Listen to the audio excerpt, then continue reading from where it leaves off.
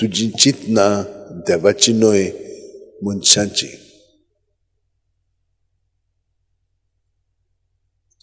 म्हज्या भयणीनो आनी भावनो,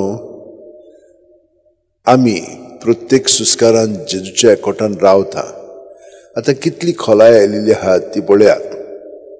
आमी तो सगळो गोत जेन्ना आमी उलयता, आयकोता आनी वावुरता आनी काम करता तेन्ना ताच्या एकवटानूच रावन आमी तो वावर करता जाल्यार खरीपणी देवाचो वावर आमी फुडें व्हरतले. पूण विसरत तर केन्नाय कितें जावंक जाता, मागीर आमी आमची अस्तंगी करूंक लागता, आमी विसरता आनी आमची चिंतना मागीर देवाची चिंतना जायना. हाका लागून तो आमकां सांगता आमी सदांच शिटूक रावंक जाय, सदांच बापाच्या पवित्र आत्म्यान भरोवन आमचें जिवीत सारूंक जाय. तेन्नाच की देव आमचें सगळें उलयता, सगळ्यो कोन्यो करता आनी सगळें घडोवन हाडटा.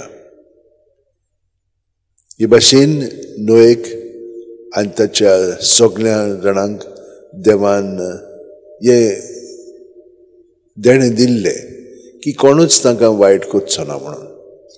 आनी वायट केलें जाल्यार त्या वायटाक ती जबाब दितली आनी देव तांकां सदांच राखतलो.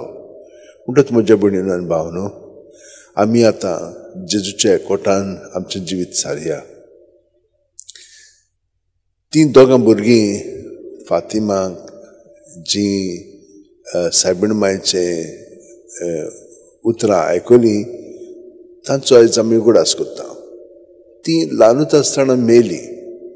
सायबीण मायन ताका सांगलेलें हांव तुमकां सरकार व्हरतलें म्हणून. ताका एक इफेर्नाचें दर्शन दिल्लें. ताका लागून ती सगळो गोत तेर्स करीत आसली आनी आमी तेर्स करीत रावंक जाय. कित्याक सायबीण माय न्हयच आमकां, न्हयच आमच्या घोराब्याक, पूण सगळ्या संवसाराक ती शांती आनी बरेपण जेजून जें बसायलां तें आमकां ती फाव करतली. ताका लागून आमी तेच भाशेन आमचें जिवीत देवाच्या ताब्यांत करून जिवया.